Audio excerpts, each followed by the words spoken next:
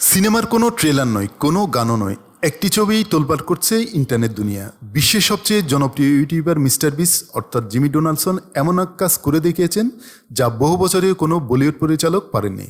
তিনি এক ফ্রেমে এনেছেন বলিউডের তিন কিংবদন্তি তারকা শাহরুখ খান, সালমান খান ও আমির খানকে। এই ঐতিহাসিক ছবিটি তোলা হয়েছে সৌদি আরবের রিয়াদে অনুষ্ঠিত জয়ফোরাম 2025-এ। গত 16 অক্টোবর মিস্টার বিস তার ইনস্টাগ্রাম স্টোরিতে ছবিটি শেয়ার করেন। ফ্রেমে তাকে দেখা যায় তিন কানের সঙ্গে দাঁড়িয়ে হাসি মুখে পোজ দিতে। তবে সবচেয়ে বেশি আলোচনায় মিস্টার বিস্টে এক লাইনের ক্যাপশন, হে ভারত, আমরা সবাই মিলে কিছু করি নাকি। এই সংক্ষিপ্ত বাক্যটি যেন আগুনে ঘি ঢেলে দিয়েছে। মুহূর্তেই সোশ্যাল মিডিয়ায় ছড়িয়ে পড়ে ছবিটি। ভক্তদের কেউ কেউ অনুমান করছেন এটি হয়তো কোনো যৌথ আন্তর্জাতিক প্রজেক্টের ইঙ্গিত। বলিউডে তিন খানকে একই ফ্রেমে দেখা সত্যিই বিরল ঘটনা। প্রায় 3 দশক ধরে তারা ভারতের বিনোদন জগতের শীর্ষে অবস্থান করছেন। একসময় তাদের মধ্যে প্রতিদ্বন্দ্বিতা থাকলেও এখন সম্পর্ক সৌহার্দ্যপূর্ণ।